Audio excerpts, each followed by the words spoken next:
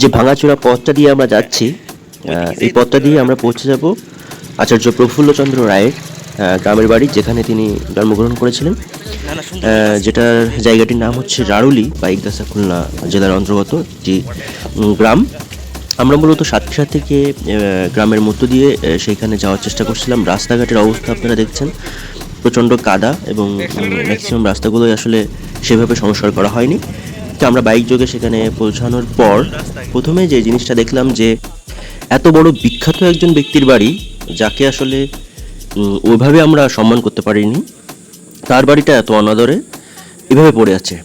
কিন্তু যেখানে থাকার কথা ছিল আমাদের ঐতিহ্যের একটা অংশ হিসাবে, আমরা জানতে পারতাম যে এখানে আমাদের সেই মানুষটি জন্মগ্রহণ করেছে, যার হাত ধরেই বাগেরহাটের পিসি কলেজ প্রতিষ্ঠিত সহ অনেক বড় বড় শিক্ষা প্রতিষ্ঠান তার হাত ধরেই প্রতিষ্ঠিত। তার কথা আসলে খুব সংক্ষিপ্ত সময় বলা সম্ভব নয়।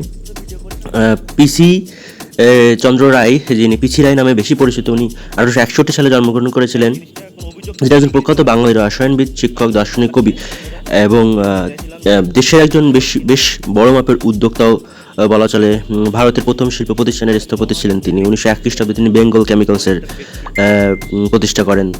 তিনি বিজ্ঞানী জগদীশচন্দ্র বসুর সহকর্মী ছিলেন। তার বিখ্যাত দুজন ছাত্র হলেন মেঘনাদ শাহ এবং সত্যেন্দ্রনাথ বসু। আপনারা হয়তো সত্যেন্দ্রনাথ বসু, মেঘনাদ শাহর নাম বারংবার শুনলেও প্রফুল্ল চন্দ্র রায়ের কথা শোনেননি, কারণ তিনি আসলে সবসময় আড়ালে থেকে কাজ করে গেছেন, মানুষের কল্যাণে কাজ করেছেন, শিক্ষার উন্নয়নে কাজ করেছেন। তো যারা অনেক ভ্রমণ পিপাসু, তারা অবশ্যই সময় করে এখানে ঘুরতে আসবেন। আপনাদের ভালো লাগবে কিনা জানি না, তবে এই জায়গাতে ঘুরতে আসা উচিত।